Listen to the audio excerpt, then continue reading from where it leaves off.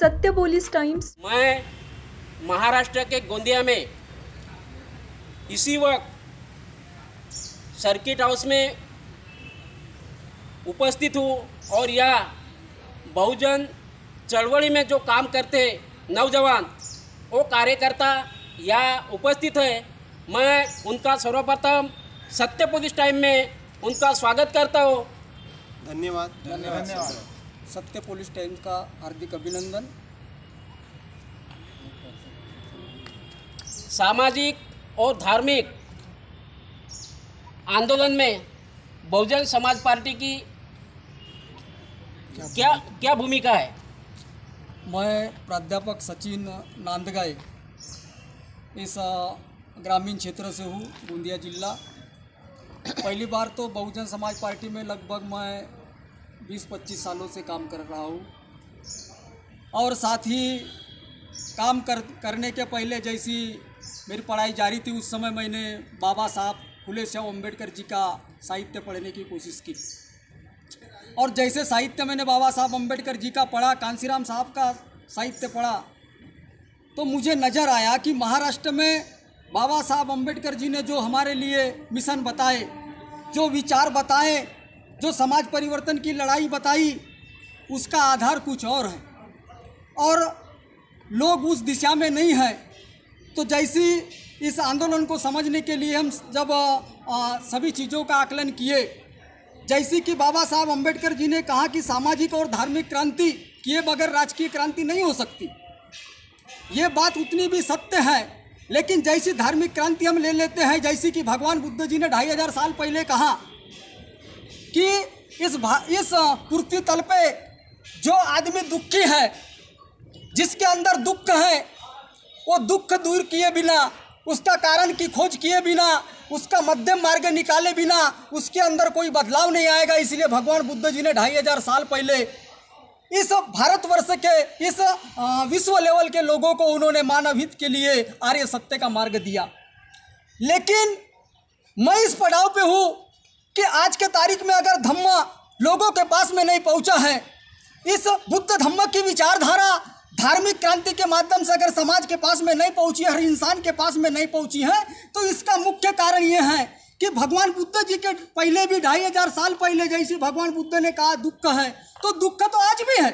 ऐसे लोगों के सामने हमारे लोग खड़े हो जाते हैं, तो ऐसी हालत देखकर, ऐसी जो हालतें हैं, समाज रात दिन मेहनत करने के बाद में जो चावल पकाता है लेकिन वो खंडा लेके खाता है, कभी अपने बच्चों की ज़िंदगी में 60 साल बीत जाते हैं लेकिन अपने बच्चों की वो शादी नहीं करवा पाता, कभी वो कर्ज लेके शादी करवा लेता है, कभी रात दिन कपड़े सिलाता है लेकिन उसके बच्चे देख लो, उसके बच्चे के बदन के ऊपर एक 500 रुपये के मीटर का कपड़ा भी उसके शरीर के ऊपर नज़र नहीं आता। ये जो एक सामान्य बच्चा अगर घर में कोई रोता है कि पिताजी मुझे बिस्किट चाहिए, तो 2 रुपये पार्ले का पूड़ा लेने की हमारे लोगों की ताकत नहीं होती। ये जो बददशा, ये जो दुर्दशा हमारे लोगों की हुई है, यही तो भगवान बुद्ध जी ने इन चीज़ों को दुख कहा है और ये दुख हमारे लोगों को नज़र के सामने लाना पड़ेगा।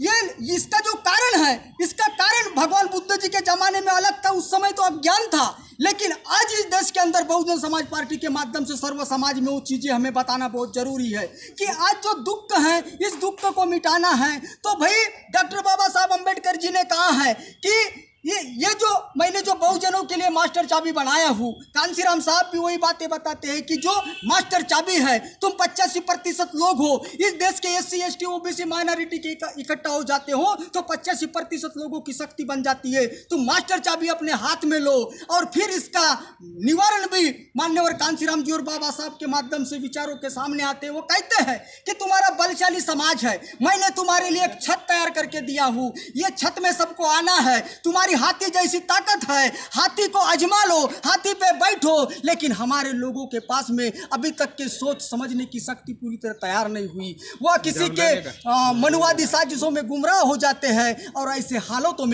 हालतों में जो हमारा पढ़ा लिखा समाज है, आज भी हम देखते हैं कि समाज शिक्षित तो है, समाज की बददशा इसलिए दूर नहीं हुई कि वो शिक्षित तो है लेकिन सुशिक्षित नहीं है।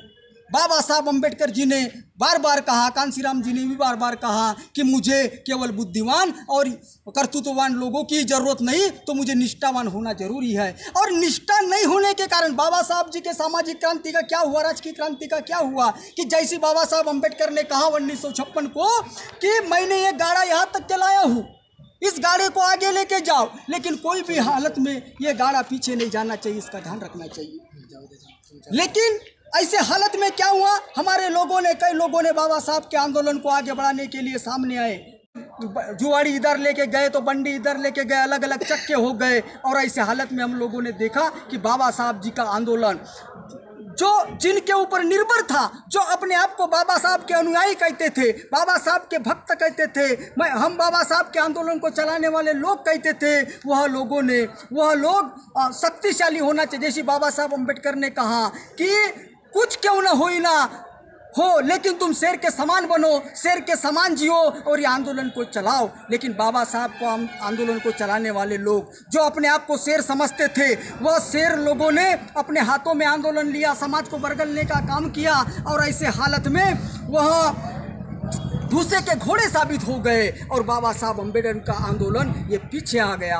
लेकिन बाबा साहब जाने के बाद में कांसीराम साहब ने इस आंदोलन को चलाया। तो मैं क्या बोलता हूँ, आप लोगों को क्या संदेश देना चाहते हैं इस माध्यम से? मैं इतना संदेश देना चाहूँगा कि आज के तारीख में बाबा साहब के बाद में, बाबा साहब तो चले गए, कांसीराम साहब ने भी चले गए, लेकिन बाबा ने और कांसीराम साहब ने अपने जाते जी बहन मायावती जी को एक देश के लिए एक बहना दिया है। उस बहना के साथ में सामाजिक आंदोलन में काम करने का मामला अलग ही है। ये सामाजिक परिवर्तन की लड़ाई है।